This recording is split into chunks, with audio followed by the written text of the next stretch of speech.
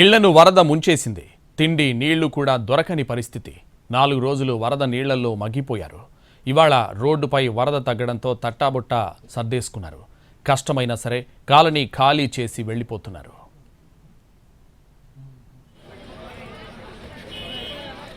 విజయవాడలోని సింగ్ నగర్ వాసుల దయనీయ పరిస్థితి. సింగ్ నగర్ను వరద ముంచేసింది. 2 అంతస్తుల వరకు వరద నీరు చేరింది. ఇళ్ల నుంచి బయటకు రాలేదు. 4 రోజులుగా అవస్థలు పడ్డారు అక్కడి కాలనీ వాసులు. ఇప్పుడు సింగ్ నగర్ వంతెనపై వరద తగ్గింది. రాకపోకలకు లైన్ క్లియర్ అయింది. దీంతో నీట మునిగిన ఇళ్లను ఖాళీ చేస్తున్నారు. సింగ్ నగర్ వాసులు కాలనీ వదిలి తరలిపోతున్నారు. దీంతో సింగ్ నగర్ వంతెన జనసంద్రంగా మారింది.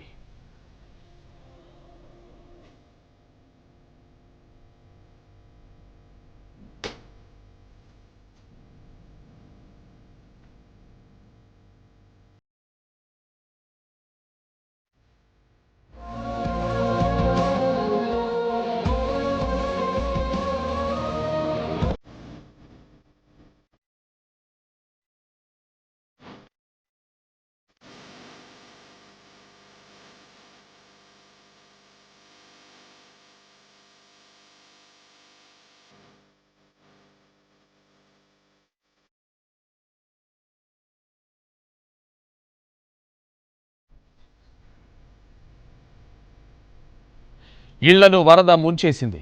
తిండి నీళ్లు కూడా దొరకని పరిస్థితి. 4 రోజులు వరద నీళ్లలో మగ్గిపోయారు. ఇవాళ రోడ్డుపై వరద తగ్గడంతో తట్టాబుట్టా సర్దేసుకున్నారు.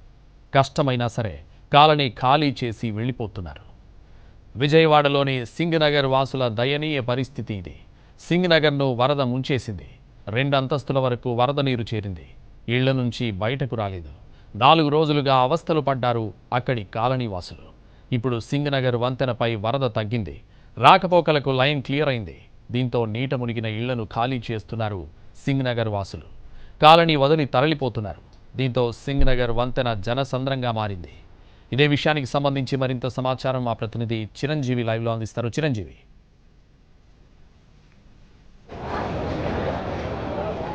సంతోష్, విజయవాడలో ఈరోజు అయితే వర్షం తగ్గింది. వరద కూడా చాలా ప్రాంతాల్లో తగ్గినప్పటికీ ఇంకా వరద నీరు అనేది చాలా వరకు ఏరియాల్లో ఇంకా 5 నుండి 6 అడుగుల వరకు ఇంకా ఉంటూనే ఉంటుంది. దీంతో ప్రస్తుతం సింగ్ నగర్తో పాటు ఇటు దేవీనగర్ మిగతా ప్రాంతాలు చుట్టుపక్కల ఉన్నటువంటి ప్రాంతాలన్నీ కూడా మధ్యకట్ట ఇటువంటి ప్రాంతాలన్నీ కూడా వర్షం నీరు ఇంకా వరద నీరు ఎక్కువగా చేరడంతో ఇళ్ళన్నీ కూడా ప్రస్తుతం ఖాళీ చేసి వెళ్ళిపోతున్నటువంటి దృశ్యాలు మనం చూస్తున్నాం. గత 4 రోజుల నుంచి వీళ్ళు ఆ వరద నీటిలోనే ఇంట్లో ఉంటున్నటువంటి పరిస్థితి. ప్రస్తుతం అయితే ఆ నీటిల్లో ఆ వరద నీటిలో ఉండలేక అక్కడ ఉన్నటువంటి కట్టుకున్నటువంటి బట్టలు తప్ప ఇంకేం మిగలలేదు. అక్కడ బీరువాల్లో వీటిలో ఉంచుకున్నటువంటి అలమారాల్లో ఉంచుకున్నటువంటి బట్టలు, అదేవిధంగా తిండి పదార్థాలన్నీ కూడా పూర్తిగా తడిసిపోయినటువంటి పరిస్థితి. దీంతో ఏమీ చేయలేని పరిస్థితి. ఒక్కొక్కరు కుటుంబాలు ట్రాక్టర్ మీద తరలిపోతున్నారు. డబ్బులు ఇచ్చుకోలేని వాళ్ళంతా కూడా ఇక నడుచుకునే ఫ్యామిలీలతో మొత్తం వెళ్తున్నటువంటి దృశ్యాలను మనం చూస్తున్నాం. ప్రస్తుతం వాళ్ళకి కూడా తినడానికి తిండితో పాటు తాగడానికి నీరు ఈ సదుపాయాలు కూడా చాలా వరకు కొన్ని ఏరియాలో అందడం లేదు. పూర్తిగా నీట మునిగినటువంటి పరిస్థితి. ఇటు రామకృష్ణ నగర్, దేవీనగర్, సింగ్ నగర్ ఈ 3 ప్రాంతాలు ఎక్కువగా ప్రభావితం గురయ్యాయి. వరద నీరు ఇప్పటికీ ఇళ్లలో ఉంది. ఈ 4 రోజుల నుంచి అక్కడ ఉండడంతో విపరీతమైన బురద ఇళ్లలోకి చేరడంతో పాటు అదంతా కూడా పరిసర ప్రాంతాలన్నీ కూడా తీవ్రమైన కంపు వస్తుండడంతో ఎక్కడ రోగాల బారిన పడాల్సి వస్తుందో అని చెప్పి ఆవేదన చెందుతూ కుటుంబాలంతా కూడా లగేజ్లు అన్ని సర్దుకొని ఆ సమీపంలో ఉన్నటువంటి బంధువుల ఇంటికి అయితేనేమి, లేదంటే ఇతర ప్రాంతాలకు వెళ్తున్నటువంటి పరిస్థితి. అటు విజయవాడ బస్టాండ్తో పాటు రైల్వే స్టేషన్లు కూడా పూర్తిగా ఇటువైపు విజయవాడ ఖాళీ చేసి వెళ్తున్నటువంటి వాళ్ళ కుటుంబ సభ్యులందరితో కూడా నిండిపోయినటువంటి పరిస్థితి. ఏ గుండెని అడిగినా సరే ప్రతి ఒక్కరూ బరువెక్కినటువంటి దుఃఖంతో వెళ్తున్నారు. ఎందుకంటే ఇన్ని రోజులు ఇళ్లలోనే ఉన్నాము, ఒక్కసారికి వరద ముంచేసింది. కట్టుకోవడానికి ఉన్న బట్టలు తప్ప ఇంకేం లేవని చెప్పి ఆ ఉన్నటువంటి సామాన్లన్నింటినీ ఏవైతే ఉన్నాయో వాటిని మాత్రమే కొద్దిపాటి సూట్ కేసుల్లో బ్యాగుల్లో సర్దుకుని వెళ్తున్నటువంటి పరిస్థితి కనిపిస్తుంది. మరొక 2-3 రోజుల వరకు ఇదే పరిస్థితి ఉండే అవకాశం కనిపిస్తుంది. ఎందుకంటే ఇంకా 5 నుండి 6 అడుగుల వరకు లోతులోనే చాలా కుటుంబాలు ఉండిపోయేవి. ఎవరిని కదిలించినా సరే విషాద ఛాయలే కనిపిస్తున్నాయి. ఆ సర్టిఫికెట్లు తడిచిపోయాయి. విద్యార్థులు కూడా కాలేజీలకి, స్కూళ్ళకి వెళ్ళలేనటువంటి పరిస్థితి కనిపిస్తుంది. మరోవైపు చంటి పిల్లలతో వీళ్ళంతా కుటుంబాలంతా కూడా ఊరంతా ఖాళీ చేసి వెళ్తున్నటువంటి దృశ్యాలు మనం చూస్తున్నాం. ఎవరిని అడిగినా సరే బాధ కనిపిస్తున్నాయి. ఒక్కొక్కరు దొరికింది కళ్ళగద్దుకొని తినుకుంటూ వెళ్తున్నారు. ఎక్కడ గుక్కడు నీరు దొరుకుతాయని చెప్పేసి స్వచ్ఛంద సంస్థలు ఇచ్చేటువంటి ఏవైతే వాటర్ బాటిల్స్ ఉన్నాయో పాల ప్యాకెట్లు అన్నింటినీ కూడా చేత పట్టుకొని వెళ్తున్నారు. మరోవైపు జిల్లా యంత్రాంగం కూడా అరకొర వసతులు అందిస్తున్నాయని చెప్పి వాళ్ళు ఆవేదన వ్యక్తం చేస్తున్నారు. ఎక్కడికెక్కడ వాటర్ భోజనం అందిస్తున్నప్పటికీ ముఖ్యంగా రోడ్ల మీద కుప్పలుగా ఆహార పొట్లాలు పడేస్తున్నారు తప్ప సరిగ్గా ఇళ్లకు చేర్చడం లేదని చెప్పి ఆవేదన వ్యక్తం చేస్తున్నటువంటి పరిస్థితులు మనకు కనిపిస్తున్నాయి. మనం చూస్తున్నాం ప్రతి ఒక్కరు కూడా కాళ్ళకు చెప్పులు కూడా లేని పరిస్థితి. వాళ్ళు అలా నడుచుకుంటూనే వెళ్తున్నారు. పిల్లల్ని భుజాలపైకి ఎక్కించుకొని ఆ సొంత ఊళ్ళను విడిచిపెట్టి మళ్ళీ వెళ్తుంటే ఏదో బయట ప్రాంతాలకు వెళ్తుంటే చాలా బాధగా అనిపిస్తున్నటువంటి దృశ్యాలు. గతంలో ఎప్పుడూ లేని విధంగా ఈ విధంగా వరదలు వస్తాయని చెప్పి ఎవరూ ఊహించలేదు. ఇటు సింగనగర్తో పాటు మద్దికట్ట, దేవీనగర్ ఇటువంటి ప్రాంతాల్లో ఆ రోజు వచ్చినటువంటి వరద నీరు ఒక్క అరగంటలోనే ఇల్లు అంతా కూడా వందలాది ఇల్లు ముంచేసి వేలాది కుటుంబాలను రోడ్డున పడేసినటువంటి పరిస్థితి కనిపిస్తుంది. ఇక ఇళ్లల్లో కూడా ఉండలేని పరిస్థితి. ఎందుకంటే పాములు, తేలులు, జర్రులు అన్నీ కూడా వాటర్కి కొట్టుకొచ్చి అవన్నీ కూడా ఇళ్లలో ఉండిపోవడం, దాంతోపాటు పశువులు కూడా అక్కడక్కడ చనిపోవడం ఇవన్నీ కూడా చేయడంతో అక్కడ విపరీతమైన దుర్వాసన వస్తుంది. వాటి వల్ల ఎక్కడ విష జ్వరాలు మిగతా రోగాలు వస్తాయని చెప్పి భయపడి వాళ్ళంతా ఇళ్ళు ఖాళీ చేసి వెళ్తున్నటువంటి పరిస్థితి మనం చూస్తున్నాం. ఒక్కొక్క వైపు ట్రాక్టర్ల మీద ఫుడ్తో పాటు వాటర్ కూడా సప్లై చేస్తున్నారు. అవి కేవలం రోడ్డుపైకి ఎవరు వస్తున్నారు వాళ్ళకి మాత్రం అందుతుంది తప్ప కాలనీలో ఉన్నటువంటి వాళ్ళకి ఎవరికి అందడం లేదని చెప్పేసి వాపోతున్నటువంటి పరిస్థితి. మరోవైపు స్వచ్ఛంద సంస్థలు కూడా తమకు తోచింది ఇంకా సహాయం చేస్తూనే ఉన్నాయి. ఆహార పొట్లాలు, తాగడానికి మంచినీళ్ళు అన్నీ కూడా ఇంకా ఇస్తున్నటువంటి పరిస్థితి. చాలామంది చిన్నారులతో వెళ్తున్నటువంటి పరిస్థితి. ఈ దృశ్యాలన్నీ కూడా చూస్తుంటే చాలా వరకు గుండె తరికిపోయేటువంటి పరిస్థితులు అయితే మనకి ప్రస్తుతం ఇక్కడ దర్శనమిస్తున్నాయి. సింగనగరే కాకుండా అటువైపు ముంపు గ్రామాలు ఏవైతే ఉన్నాయో, విజయవాడ చుట్టూ ఆనుకున్నటువంటి లోతట్టు ప్రాంతాలు ఏవైతే ఉన్నాయో, బుడమేరుకు ఆనుకొని పొంగి ఏలేరు కాలువ ఈ చుట్టుపక్కల ప్రాంతాలన్నీ అన్ని కూడా నీళ్లు మునిగిపోయినటువంటి పరిస్థితి. వరద నీరు ఇంకా 4 నుంచి 5 అడుగుల మొత్తం ముంచేసినటువంటి పరిస్థితి కనిపించడంతో వాళ్ళంతా కూడా ఈ విధంగా నడుచుకుంటూ ఎవరి చేతిలో చూసినా ఏదో ఒక బ్యాగ్ ఉంటుంది.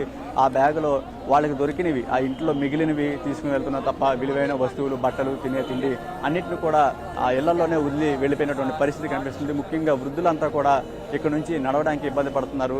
వాళ్ళందరినీ కూడా ట్రాక్టర్లు, ఆటోల్లో తీసుకుని అదేవిధంగా డబ్బులు చెల్లించలేని వాళ్ళు నడక మార్గం నుండే ఇక్కడ దగ్గరలో సమీపంలో ఉన్నటువంటి బంధువుల ఇంటికి అన్నిటికి కూడా వెళ్తున్నటువంటి పరిస్థితి కనిపిస్తుంది. మరోవైపు మనం చూస్తున్నాం ఎక్కడికెక్కడ పోలీసులు కూడా, ఎందుకంటే వరద ఇంట్లోకి వాళ్ళని పంపించడం లేదు. ఎందుకంటే రాత్రి మళ్ళీ ఏదైనా వాగు పొంగి ఒకవేళ వస్తే మళ్ళీ వాళ్ళంతా కూడా ఇబ్బంది పడే అవకాశం ఉంటుంది. కానీ ఇళ్లలో ఉండే పరిస్థితి మనకి ఇక్కడ కనిపించే అవకాశం కనిపించలేదు. ఎందుకంటే గత 4 రోజుల నుంచి విపరీతమైన వరద, దాంతోపాటు వచ్చినటువంటి బురద నీరు కూడా విపరీతంగా పేరుకుపోవడంతో లోపలంతా కూడా దుర్వాసనతో నిండిపోయి పిల్లలంతా కూడా చాలా వరకు ఇబ్బంది పడుతున్నారు. రోగాల బారిన కూడా పడుతున్నటువంటి పరిస్థితి మనం చూస్తున్నాం. చంటి పిల్లలంతా కూడా భుజాన్ని ఎక్కించుకొని చేతిలో పట్టుకుని వెళ్ళిపోతున్నటువంటి పరిస్థితులు మనకు కనిపిస్తున్నాయి. వీళ్ళంతా కూడా చిన్న పెద్ద అనే తేడా లేకుండా, ఉన్నవాళ్ళు లేని వాళ్ళు అని లేకుండా ప్రతి ఒక్కరు కూడా ఇళ్ళన్నీ కూడా ఖాళీ చేసి వెళ్తుంటే ఈ దృశ్యాలన్నీ కూడా విజయవాడలో అయితే మాత్రం కన్నీరు తెప్పిస్తున్నాయని చెప్పుకోవాలి. గతంలో ఎన్నడూ లేని విధంగా ఈసారి వచ్చినటువంటి వరదలు ఒక్కసారిగా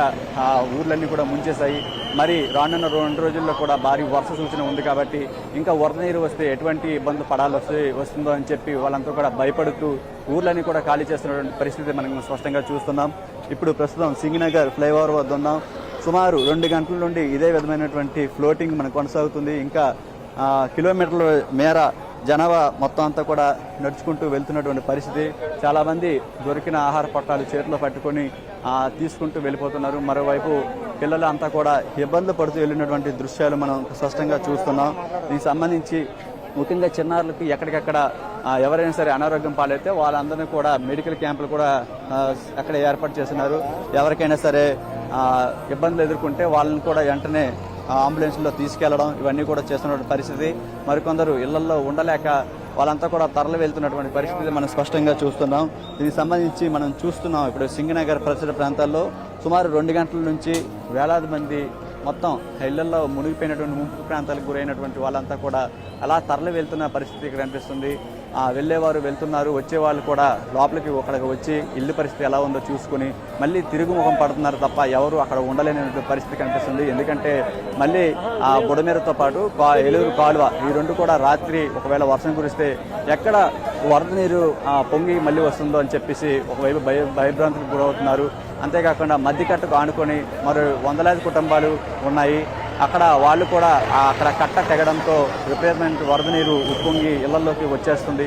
ఎంత నీరు తోడి బయటికి వేసినా మళ్ళీ అంతే వరద బురద కూడా ఇళ్లలోకి చేరడంతో తీవ్ర అవస్థలు పడుతున్నటువంటి పరిస్థితి ఇక్కడ కనిపిస్తుంది. ఇది ప్రస్తుతం అయితే విజయవాడలో సింగనగర్ పరిసర ప్రాంతాల్లో ఉన్నటువంటి పరిస్థితులు. Uday, right, thank you.